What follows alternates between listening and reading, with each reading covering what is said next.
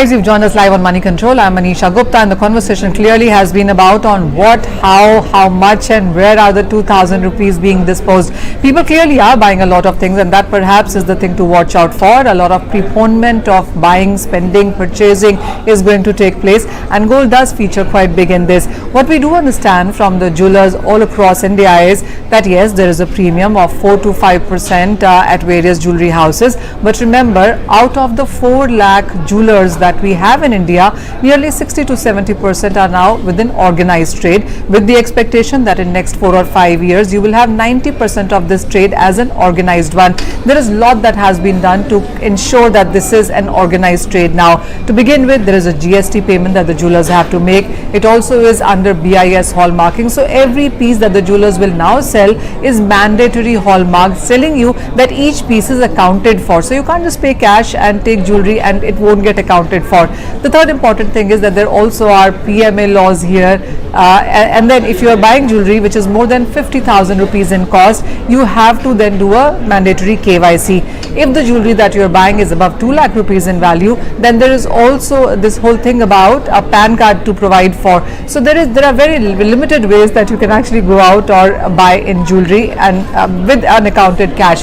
Having said that, the traders, the jewelers also tell us that there is no panic buying in gold coming in, as was the case in demonetization, where the whole market rushed to ensure that they got rid of their currency notes, which is not happening right now. Even if it is happening, a lot of jewelers tell us that it is happening in a very organized way, with GST, with billing happening, etc. So a lot of stuff that the markets perhaps anticipated as a knee-jerk reaction or a panic reaction is not coming into the straight right now. The other thing the jewelers tell us is that there are a lot of inquiries on what the rates are going on, but the conversions are quite less.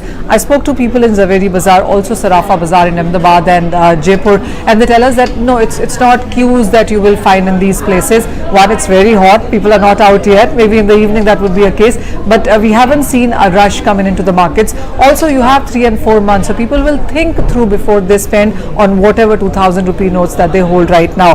The street also is looking at the fact that you are pardon me, whether it's about gold, silver, jewelry, gemstones, etc. This all is covered under various rules and regulation, and yes, there is 18% of taxes on it also. So if you do see cash jewelry being bought, it is going to be usually the unofficial gold that comes via unofficial channels to ensure that you don't have to pay this 18% taxes. But apart from that, whatever is happening in organized trade clearly isn't people looking to dispose of their cash that they're holding way too much than what the regulatory authorities believe you to have.